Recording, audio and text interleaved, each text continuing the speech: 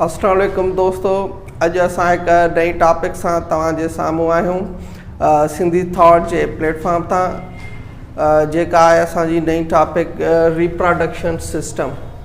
Reproduction system असां simple language में चवंदासीं त हिकिड़ो अहिड़ो सिस्टम लिविंग शयुनि में जेको पंहिंजी ऑफस्प्रिंग पैदा थिए, जंहिंजे थ्रू या वरी अहिड़ो हिकिड़ो सिस्टम जानदारनि में जंहिंजे थ्रू हिकिड़ा डुप्लीकेट स्पेशीज़ पैदा थियनि। फॉर एग्ज़ाम्पल इंसान असां आहियूं त साॻिया ई इंसान असां पैदा था कयूं, उहे कहिड़े सिस्टम जे तहत पैदा था थियनि, कीअं था थियनि, उन समूरे खे असां पढ़ंदा आहियूं रिप्रोडक्शन सिस्टम में। त रिप्रोडक्शन सिस्टम सिंपल असां हिन में जेके असां वर्डिंग लिखी आहे, क्रिएटिंग ऑब्लिक प्रोड्यूसिंग ऑफस्प्रिंग।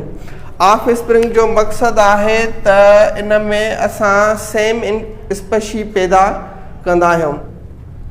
त प्रोड्यूसिंग डुप्लीकेट स्पेशी, डुप्लीकेट यानी साॻी हूंदी, सेम हूंदी, पर के अहिड़ियूं कंडीशन्स आहिनि त ज़रूरी न आहे त साॻी बि पैदा थिए, इन में वेरिएशन बि अची सघे थी। त पहिरियों असां ॾिसूं था प्लांट्स जो सिस्टम छा आहे। प्लांट्स में पहिरियों असां जेको ॾिसंदा आहियूं त आम कॉन्सेप्ट हूंदो आहे त फ्लावर्स जेके आहिनि उन्हनि जा रिप्रोडक्टिव पार्ट्स आहिनि। फ्लावर्स खां बाद असांजो छा थींदो आहे, पॉलिनेशन थींदो आहे। पॉलिनेशन असांजो किथे थींदो, सेक्शुअल प्रोडक्शन में, रिप्रोडक्शन में। जिते सेक्शुअल रिप्रोडक्शन थींदी उन में असांजो पॉलिनेशन हूंदो। उन खां बाद फर्टिलाइज़ेशन थींदी। फर्टिलाइज़ेशन छा थींदी, फर्टिलाइज़ेशन कंहिंजी थींदी, फर्टिलाइज़ेशन थींदी ओ हिन ॿिनि शयुनि जी। Pollen grain from male part of the flower ऐं जेको एग आहे फ्रॉम फीमेल पार्ट जेको फ्लावर में मौजूदु हूंदो आहे। उन खां बाद फर्टिलाइज़ेशन जो अमल स्टार्ट थो थिए। फर्टिलाइज़ेशन जो माना फ्यूजन, हिते असां लफ़्ज़ इस्तेमालु कया फ्यूज़, याने जंहिंमें मेल एंड फीमेल जेके आहिनि पेरेंट्स पंहिंजो हिसो वठनि पिया छा में, रिप्रोडक्शन में, त उनखे असां छा था चऊं, सेक्शुअल रिप्रोडक्शन। त फ्यूज़ थो थिए, छा थो फ्यूज़ थिए, पोलन ग्रेन फ्यूज़ थो थिए, एग सेल तो फ्यूज़ थिए। हाणे पोलन ग्रेन एग में असल में फ्यूज़ थींदो आहे। उहो कीअं थो थिए उनखे असां थोरो ॾिसंदासीं डिटेल में। त ही असांजो जेको मेल पार्ट आहे, स्टेमिन जेको एंड्रोशियम बि चवंदा आहियूं, इन जो छा आहे, एंथर। एंथर ट्रांसफर काॾे थो थिए, कार्पिल ॾे थींदो। कार्पिल छा आहे, कार्पिल में थो अची वञे स्टिग्मा। स्टिग्मा छा आहे, दरवाज़ो आहे, इंटरिंग आहे, स्पोर आहे या उते सुराख आहे, उनखे असां स्टिग्मा चऊं था। स्टाइल आहे, स्टाइल याने उन जो पाथ जेको ठहियलु आहे। पाथ खां बाद अचे थो ओवरी। ओवरी खां ओयूल बि ईंदो आहे।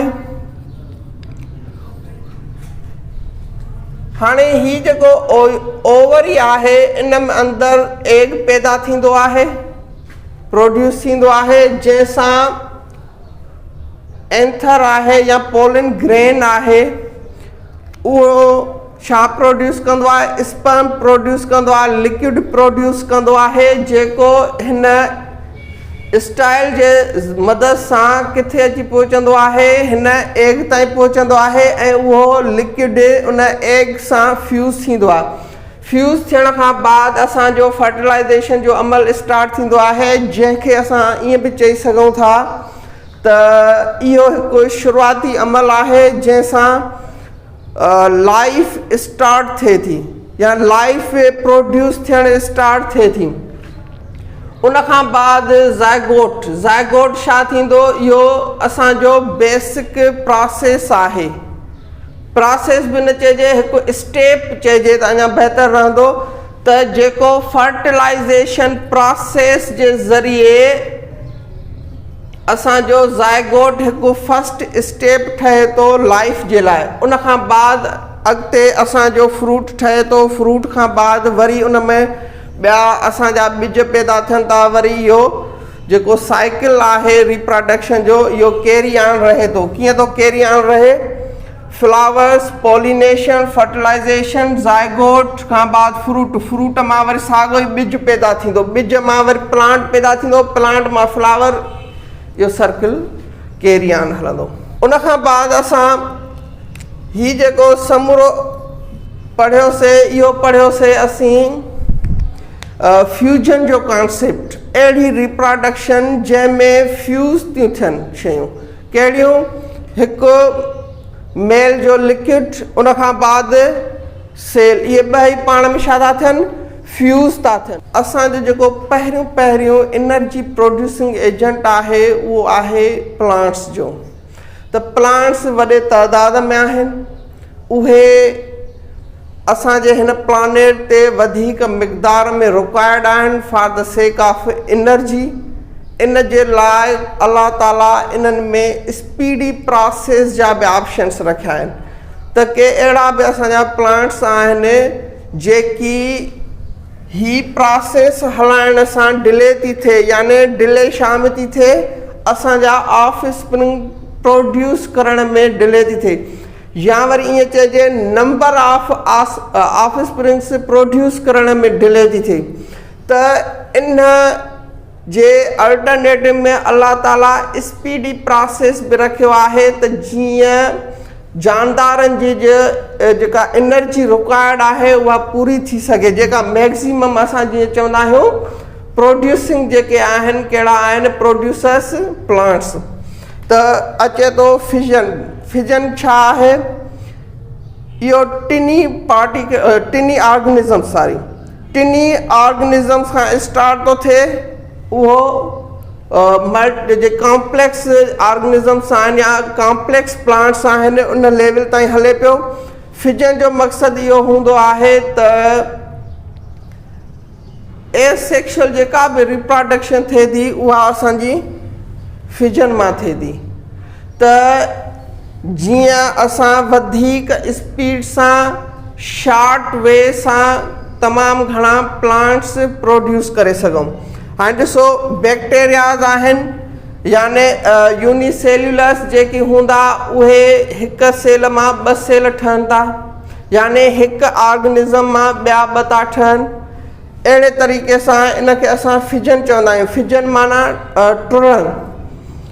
इन जो खे यादि करण जो असांखे इहो बि हिकिड़ो तरीक़ो आहे त फ्यूज़ असां जॾहिं बि इस्तेमालु कंदो, फ्यूज़ माना मिलाइणु, इहो न्यूक्लियर एनर्जी में बि इस्तेमालु थींदो आहे, जिते न्यूक्लियस में जेकी असांजा ॿिया कुझु उनजा पार्टिकल्स आहिनि, फॉर एग्ज़ाम्पल उन में कहिड़ा पार्टिकल्स था अचनि? प्रोटॉन ऐं न्यूट्रॉन। त उन जे न्यूक्लियस में न्यूट्रॉन्स एड थींदा आहिनि, त उनखे असां फ्यूजन चवंदा आहियूं। वरी ॿियो छा हूंदो आहे? फिशन। त याने उन जो न्यूक्लियस टुटंदो आहे, याने उन जे न्यूक्लियस मां न्यूट्रॉन्स ॿाहिरि इमिट थींदा आहिनि, त उनखे असां फिजन चवंदा आहियूं। त साॻे ई कॉन्सेप्ट खे जेकॾहिं असां यादि कंदासीं त इहो असांजे लाइ अञा वधीक ईज़ी हूंदो यादि करणु। त हिकु जेको आहे असांजो ऑर्गेनिज़म टुटे थो 2 में, 3 में, 4 में, 5 में, XYZ। त इहे यूनिसेल्यूलर्स में अची थो वञे, जंहिंजो असां ॾिसंदासीं त सेम टू पेरेंट, माना उन जो DNA बि चेंज न थींदो, हूंदो साॻियो ई ऑर्गेनिज़म, DNA बि उन जो चेंज न थींदो, उहो बि साॻियो ई रहंदो। उन खां बाद ॿियो थो अचे पार्थेनोजेनेसिस, याने अहिड़ा प्लांट्स जेकी पंहिंजो मेल जेको आहे नथा रिक्वायर कनि for the sake of reproduction. त इन जो इहो हिकिड़ो टर्म अची पियो वञे, जंहिंमें जेको मेजॉरिटी आहे असांजो प्लांट्स में इस्तेमालु थो थिए, प्लांट्स में वधीक इन जो आहे।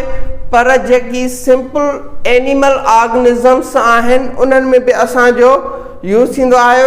जीअं असांजो इंसेक्ट्स आहिनि, त इन्हनि में पेरेंट मेल पेरेंट जी ज़रूरत किथे न हूंदी आहे। फीमेल पेरेंट ऑटोमेटिक उहा पंहिंजी रिप्रोडक्शन जे अमल खे कैरी ऑन कंदी आहे। इन्हनि में आर्थ्रोपोड्स बि अची था वञनि, कुझु उन जा छा चइबो आहे ग्रुप्स। उन खां बाद असां फिजन ते ईंदासीं त इहो जेको फिजन आहे इहो कीअं थो थिए। इन जा कुझु मेथड्स आहिनि त how the fission process is carried out by the plants. पहिरियों रूट्स आहिनि त के अहिड़ा प्लांट्स बि आहिनि जिन जी जेका रूट आहे उन मां ई वरी ॿिया प्लांट्स प्रोड्यूस थियनि था। उनखे असां रूट्स जेको आहे चवंदा आहियूं सिस्टम जेको उन जे रिप्रोडक्शन खे कैरी ऑन करे थो, जंहिंमें बनाना, एप्पल, चेरी, XYZ ॿिया बि खोड़ सातरा थी सघनि था। ॿिया वरी आहिनि स्टेम्स। थोरो जेको आहे पोखींदा आहियूं, उन में जेको आहे थोरो पोखियोसीं उतां ई ॿियो प्लांट स्टार्ट थी वेंदो, जंहिंमें असांजा खोड़ सातरा ॿिया बि शुगर केन खां अलावा अची था वञनि जेके पोखींदा आहियूं। स्टेम उतां ई उहो प्लांट फुटणु शुरू थी वेंदो आहे। रोज़ जो बि हिन में अची थो वञे कॉन्सेप्ट। उन खां बाद लीव्स के अहिड़ा बि प्लांट्स हूंदा आहिनि जंहिंमें असां लीव्स खे ॾिसंदा आहियूं त उन्हनि मां ई वरी ॿी स्टेम स्टार्ट थींदी आहे। वरी ॿियो जेको आहे अॻिते प्लांट स्टार्ट थी वेंदो आहे। त इन में ब्रायोफाइलम्स हूंदा आहिनि। इहो इन्हनि जो हिकु एग्ज़ाम्पल आहे त जेके पंहिंजे लीव खे बि इस्तेमालु कंदा, उतां बि उन्हनि जो रिप्रोडक्शन जो अमल अॻिते वधी सघे थो। ॿिया आहिनि रनर्स। रनर्स छा हूंदा आहिनि? सिंपल कॉन्सेप्ट त जेकी उन्हनि जूं ब्रांचिस आहिनि उन ब्रांचिस मां वरी ॿिया बि खोड़ सातरा प्लांट्स स्टार्ट थी वेंदा आहिनि। फॉर एग्ज़ाम्पल हिकिड़ो असां ॾिसूं, हिकिड़ो अहिड़ो ॿूटो आहे जेको असां पोखियूं था, उन जूं ब्रांचिस अॻिते वधनि थियूं। हाणे उन जूं ब्रांचिस एतिरियूं आहिनि जो ज़मीन खां उहे मथे न आहिनि, ज़मीन खे वेझो आहिनि या ज़मीन ते किरियल आहिनि।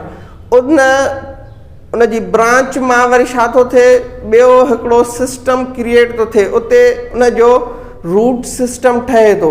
वरी उतां वरी उन जो ॿियो हिकिड़ो ईअं चइजे त प्लांट प्रोड्यूस थिए थो। त उन जे ब्रांच जेका आहे एज़ अ रनर तौरु इस्तेमालु थींदी आहे। उन खां बाद में ही बि कुझु आहिनि असांजा ग्राफ्टिंग। ही वरी असां पाण जेके इस्तेमालु कयूं था, जेकी असां पाण इन में एफर्ट्स हासिलु करे ॿिया नवां जेकी आहिनि प्लांट्स प्रोड्यूस करण जो हिकिड़ा स्टेप्स फॉलो कयूं था, उन में थी वञे थो। जीअं ग्राफ्टिंग जो छा कॉन्सेप्ट हूंदो आहे, इहे असांखे फार्मिंग में वधीक कमु ईंदा आहिनि। त असां कंहिं बि हिकु ॿूटे जी पाड़ इस्तेमालु कंदासीं, थोरो इस्तेमालु कंदासीं। उन खां बाद उन जो जेको मथे शूट वारो सिस्टम आहे उहो वरी ॿिए प्लांट जो उन में लॻाईंदासीं। उतां असांखे उहो हिकु जेको शूट वारो प्लांट आहे उन जी असांखे ऑफ स्प्रिंग मिलंदी, न की रूट वारे जी। इन में असांजा खोड़ सातरा ॿिया अहिड़ा बि एग्ज़ाम्पल्स अची था वञनि, किताबनि में तव्हांखे मिलंदा। पर इन में असां हिकिड़ो सिंपल जेको आहे एग्ज़ाम्पल उहो बि वठी सघूं था। त जेकी जाबलू इलाइक़ा हूंदा आहिनि उते वण फुटंदा आहिनि, अहिड़ा उते प्लांट्स हूंदा आहिनि जेके पथरनि में ऑलरेडी उन्हनि जूं रूट्स डेवलप थियल हूंदियूं आहिनि। पथरीली उन ज़मीन में असां जेकॾहिं हिकु ॿिज पोखियूं त उहो डिफिकल्ट हूंदो वधणु वेझणु। पोइ असां छा कंदा आहियूं, ग्राफ्टिंग कंदा आहियूं। त भली हिकु जेको असांजो स्टेम थियल आहे थोरो आहे उहो असां यूज़ कंदा आहियूं। उन जो ॿूटे जो छा कंदा आहियूं, शूट सिस्टम कटे करे उन शूट जे सिस्टम ते असां ॿिए हिकु प्लांट जो शूट सिस्टम आणींदा आहियूं। या ईअं खणी चइजे त हिकिड़ो अहिड़ो जाबलू ॿूटो आहे, उन जे असां स्टेम में हिकु गुलाब जे गुल जी डंडी जेका आहे उहा असां ग्राफ्ट कईसीं, फिक्स कईसीं। मथे जेको हाणे असांजो फुटंदो बूटो उहो कहिड़ो हूंदो, उहो असांजो हूंदो रोज़ जो, जेको उते डेवलप थिए थो। याने असां हिकु ॿूटे जी रूट इस्तेमालु करे असां उन मां रूट मां ॿियो हिकिड़ो प्लांट उते डेवलप करायूं था। इहो बि असांजो हिकिड़ो मेथड आहे रिप्रोडक्शन जो, जंहिंमां असांखे रिप्रोडक्शन कंहिंजी थी मिले, रोज़ जी थी मिले। ॿी आहे कटिंग, शुगर केन आहे, असां उन जी हिकु स्टेम आहे पोखीसीं, फुटी वई, या बि असांजी कटिंग थी वई। रोज़ आहे, उन जी असां हिकु टुकड़ो जेको आहे स्टेम जो पोखियोसीं, उहो बि फुटी वेंदो। इन्हनि जा वरी मेथड्स आहिनि। असां उन स्टेम जे टुकड़े खे कुझु हिसो ज़मीन में पूरींदा आहियूं, ॿियो वरी मथे हिसो छॾींदा आहियूं शूट जे लाइ, त उन ई साॻी स्टेम मां वरी ॿीहर रूट्स डेवलप थियनि थियूं ऐं वरी ब्रांचिस जेके आहिनि मथे बि प्रोड्यूस थियनि थियूं, थी थो वञे उन्हनि जो रिप्रोडक्शन जो खोड़ सातिरो अमल। उन खां बाद में लेयरिंग आहे। लेयरिंग या असांजी इन जो एग्ज़ाम्पल ईअं खणी चइजे त अहिड़ो असांजो ॿूटो जेको पंहिंजे स्टेम मां वरी ॿीहर पाड़ या रूट प्रोड्यूस करे थो, उनखे असां छा था चऊं, लेयरिंग था चऊं। जेको असां रनर में बि थोरो घणो कॉन्सेप्ट पढ़ी आयासीं, त उन जे छा आहे, ब्रांच मां ई वरी ॿियो हिकिड़ो रूट सिस्टम प्रोड्यूस थिए थो। इनखे असां छा था चऊं, लेयरिंग, याने स्टेम मां वरी ॿियो हिकिड़ो रूट सिस्टम क्रिएट थिए, वरी उतां वरी ॿियो प्लांट शुरू थिए। उन खां बाद टिश्यू कल्चर आहे। टिश्यू कल्चर असांजो बायोटेक्नोलॉजी जो इस्तेमालु आहे। बायोटेक्नोलॉजी में असां छा कंदा आहियूं, टिश्यूज़ यूज़ कंदा आहियूं। कंहिं बि प्लांट जा टिश्यू खणंदा आहियूं, असां उनखे आर्टिफिशियल इन्वायरमेंट ॾींदा आहियूं, त उहे टिश्यूज़ डेवलप थींदा आहिनि वधीक सिस्टम्स में। वरी उहे असां टिश्यूज़ जा जेके प्रोडक्शन जा, जीअं एज़ अ सिंपल असां चऊं स्टेम ठही आहे, वरी उनखे असां खणी करे वरी ॿिए हिकिड़े सिस्टम में आणींदासीं। वरी उते उहो पंहिंजा जेके आहिनि रूट्स ठाहींदो, ब्रांचिस ठाहींदो।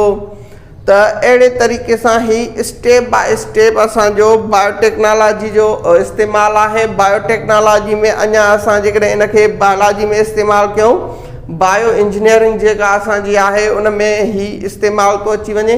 त पहिरियों असां सेल्स खणूं था, उन्हनि मां टिश्यूज़ ठहंदा, टिश्यूज़ मां वरी उहो असांजो हिकिड़ो स्टेम ठहे थो, स्टेम मां वरी हिकिड़ो प्लांट ठाहियो वञे थो अंडर आर्टिफिशियल इन्वायरमेंट। त ही छा हुयो, एसेक्शुअल हुयो। एसेक्शुअल कीअं हुयो, त हिन में मेल जो जेको हुयो जेको कॉन्सेप्ट उहो घटि यूज़ थियो। याने हिन में असांजा जेकी बि इस्तेमालु थियनि पिया मेथड्स, उहे छा पिया थियनि, एसेक्शुअल पिया थियनि, जिन में असां ही समूरा सिस्टम्स डिस्कस कयासीं। फिजन में असां ही जेके ॿ आहिनि असांजा, ही असांजा सिंपल ऑर्गेनिज़म्स में थींदा आहिनि।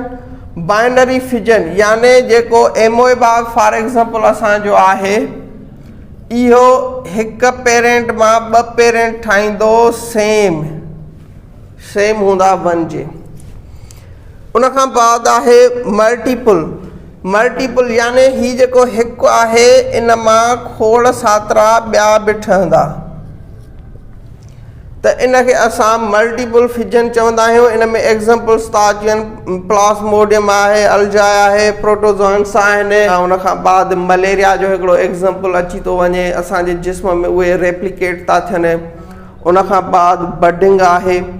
बडिंग छा हूंदी आहे, त कंहिं बि प्लांट जी उन जो जेको ब्रांच जो कॉन्सेप्ट डेवलप थियण वारो हूंदो आहे उन जे रूट मां, उन जे स्टेम मां, त उतां वरी उहो ॿियो हिकिड़ो प्लांट तयारु थी वेंदो आहे। इन जो सिंपल असां एग्ज़ाम्पल चई सघूं था त इहो हिकु हाइड्रा आहे जेको बडिंग जो एग्जांपल चई सघूं था। रीजनरेशन आहे। सिंपल रीजनरेशन असांजो अहिड़ो कॉन्सेप्ट आहे जंहिंमें असांजा प्लांट्स या जेके आहिनि सिंपल जेके एनिमल्स आहिनि उहे फ्रेगमेंट्स में थींदा। जीअं फॉर एग्ज़ाम्पल असांजो कोई बि हिकिड़ो प्लांट आहे, उन जा फ्रेगमेंट्स आहिनि, हिसा आहिनि, टुकड़ा टुकड़ा आहिनि ऐं उन जो हर हिकु टुकड़ो जेको आहे उहो अलॻि प्लांट प्रोड्यूस करे सघे थो। यानी रिसाइकिल जेको प्रोसेस आहे साइकिल प्रोडक्शन जो उहो हलाए सघे थो।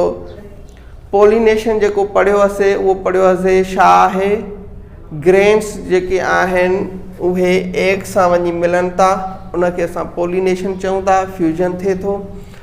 इहो फ्यूजन ॿिनि क़िस्मनि जो हूंदो आहे। हिकु हूंदो आहे सेल्फ, ॿियो हूंदो आहे क्रॉस।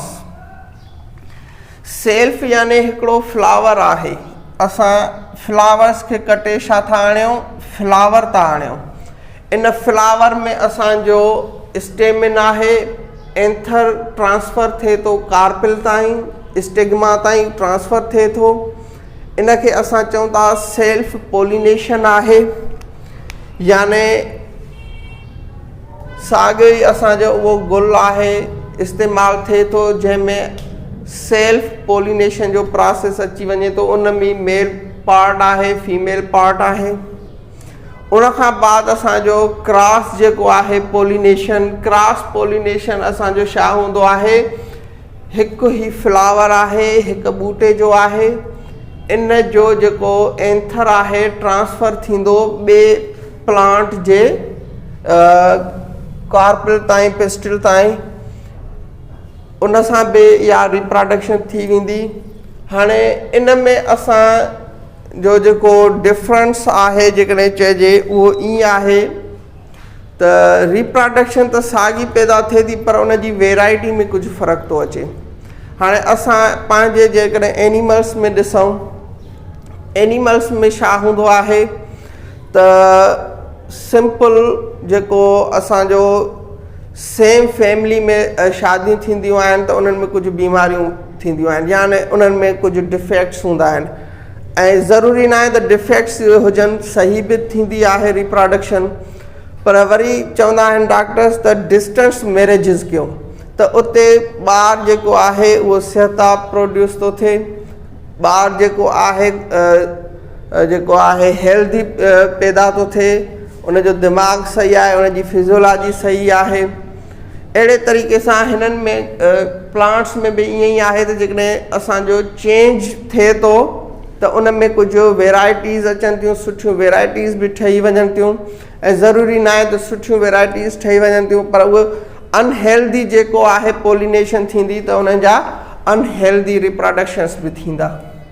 त हिन समूरे सिस्टम खे सम्झण खां बाद जेकॾहिं असां ईंदासीं एनिमल सिस्टम्स ते, ह्यूमन सिस्टम्स ते, त ह्यूमन सिस्टम असांजो कुझु हिन तरीक़े सां आहे। हिन प्रोसेस खे असांजो जेको आहे फॉलो कंदो, मेल फीमेल हूंदो, ग्रेन्स आहिनि, उन जा नाला चेंज था थियनि, स्पर्म थो थी वञे, एग थो थी वञे, पाण में उहे फ्यूज़ था थियनि, फ्यूज़ थियण खां बाद फर्टिलाइज़ेशन थी थिए, गैमेट्स जेके उहे आहिनि उहे पाण में फ्यूज़ था थियनि, उनखां बाद अॻिते जेके आहिनि ज़ायगोट वग़ैरह ऐं असांजो हिकिड़ो इंडिविजुअल जेको आहे रिप्रोड्यूस थो थिए।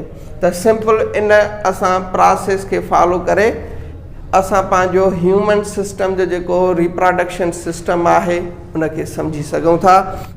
असांजा जेके टॉपिक्स हुया असांजे एलिमेंट्री लेवल ताईं तक़रीबन पूरा था थियनि।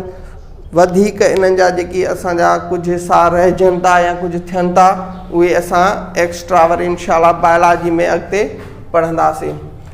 ऐं इंशाल्लाह जेको ह्यूमन रिप्रोडक्शन सिस्टम आहे बायोलॉजी में, 9th जी बायोलॉजी में इंशाल्लाह असां उनखे अञा बहितर डिस्कस कंदासीं। इन जे लाइ हिन में असां सिर्फ़ु उनजो शॉर्ट इंट्रो ॾेई छॾियो आहे ऐं हिते असांजो ही क्लास पूरो पियो थिए।